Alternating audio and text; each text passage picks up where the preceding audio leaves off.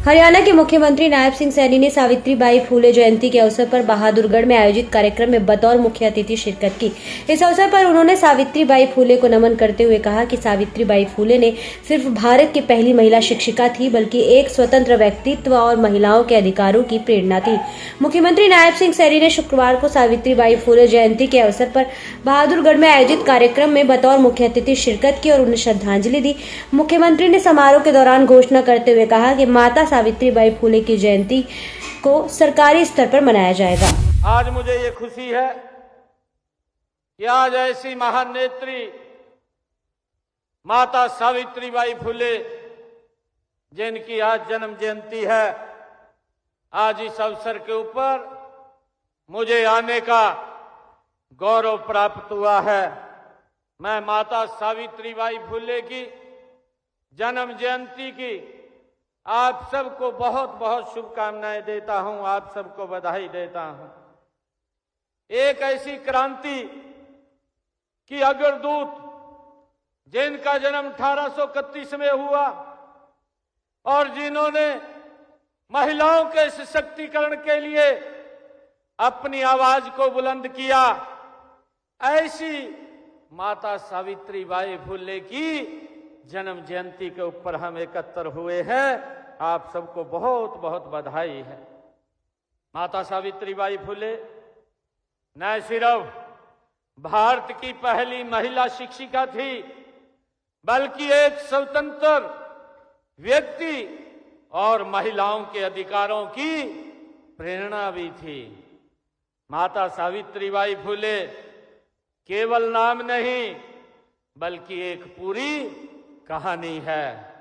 नारी सशक्तिकरण और बेटियों की शिक्षा की उनकी जयंती पर आयोजित इस समारोह में मुझे यहां आकर के बड़ी खुशी और गर्व महसूस हो रहा है। मैं आप सबको पुनः माता सावित्रीबाई फुले जी की जयंती की हार्दिक बधाई और शुभकामनाएं देता हूं। और इस शुभ अवसर के ऊपर मैं माता सावित्रीबाई फुले को नतमस्तक होकर के उनके चरणों में प्रणाम भी करता हूं।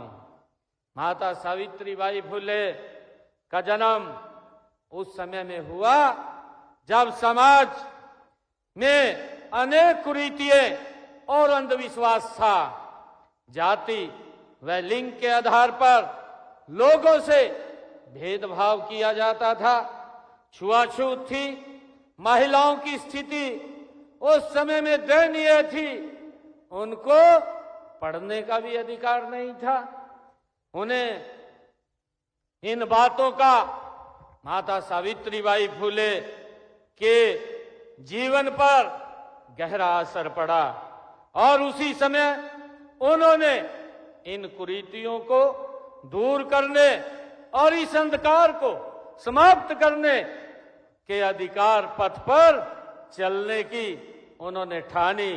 और मुझे खुशी है कि माता सावित्रीबाई फुले जी भारत के नारी मुक्ति आंदोलन की पहली ऐसी समाज सुधारक थी जिनका विवाह केवल 9 वर्ष की आयु में ही वो हुआ है।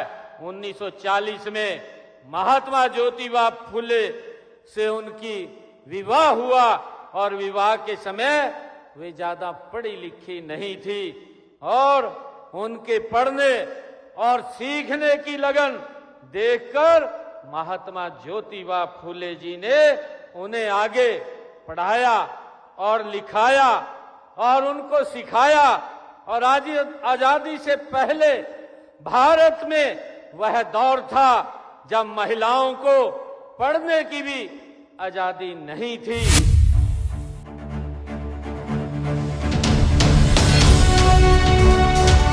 जनहितैषी, टीआरपी नहीं भरोसा आपका।